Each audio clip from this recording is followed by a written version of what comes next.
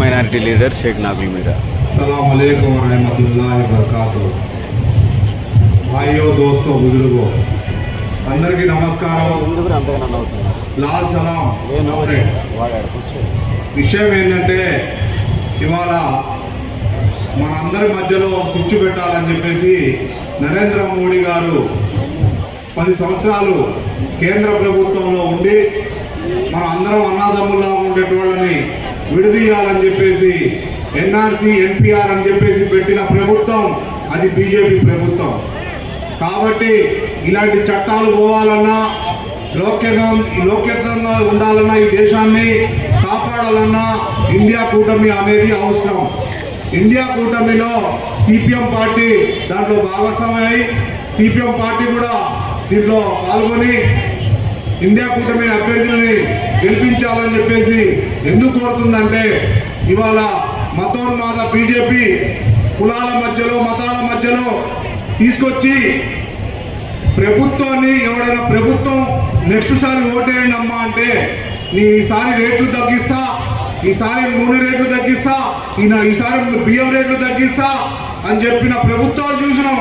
కానీ కులాల మధ్యలో మతాల మధ్యలో సిచ్చు పెట్టిన ప్రభుత్వం ఏదైనా ఉందంటే అది బీజేపీ ప్రభుత్వం। దాన్ని గద్దె దింపాల్సిన అవసరం ఉంది కాబట్టి దింపాల్సిందే। మనం ఢిల్లీలో 6 నెలల పాటు మన రైతు బిడ్డలు చలిని లెక్క చేయకుండా వర్షాన్ని లెక్క చేయకుండా రైతులు పంజాబ్ రైతులు నిరాహార దీక్ష చేశారు।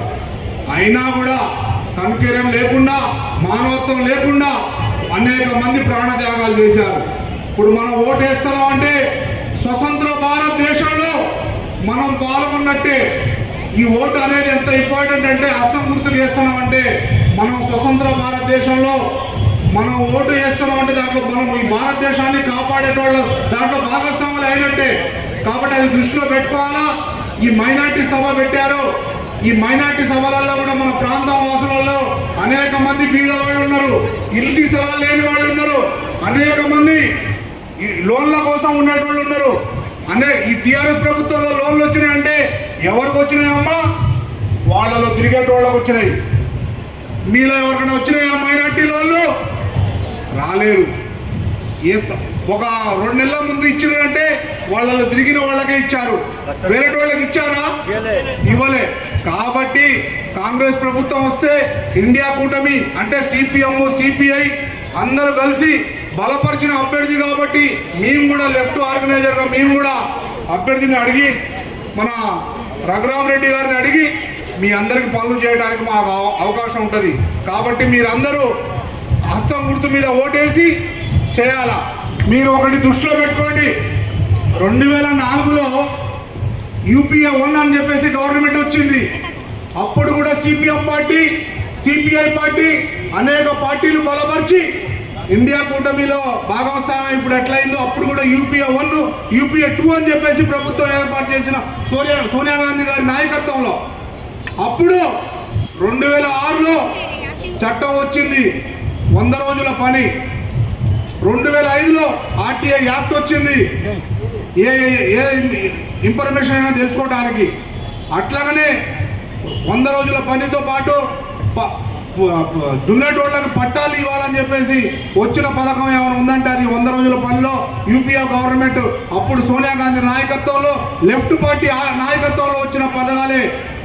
మీరు ఆలోచించాల్సింది ఏంటంటే మీరేమైనా చూడండి, దృష్టిలో పెట్టుకోండి, శివాయిగూడెంలో స్థలాలు ఇచ్చారంటే అప్పుడు ఖమ్మం ఎమ్మెల్యే తమ్మినేని గారు, లోకల్ మంత్రి సమ్మాని చంద్రశేఖర్ గారు, వనమా వెంకటేశ్వరరావు గారు వాళ్ళ నాయకత్వంలో కాంగ్రెస్ పార్టీ నాయకత్వంలో ఇచ్చిన స్థలాలే। అది దృష్టిలో పెట్టుకోండి। ఖమ్మం చైర్పర్సన్గా అఫ్రోజ్ సమీనా గారు ఉన్నారు। లెఫ్ట్ పార్టీలో ఉన్నప్పుడు ఏదైనా పని జరిగిందంటే అది కాంగ్రెస్ పార్టీ ఉన్నప్పుడు జరిగిన పనులు తప్ప ఈ పార్టీలో ఏం పనులు జరగలేదు।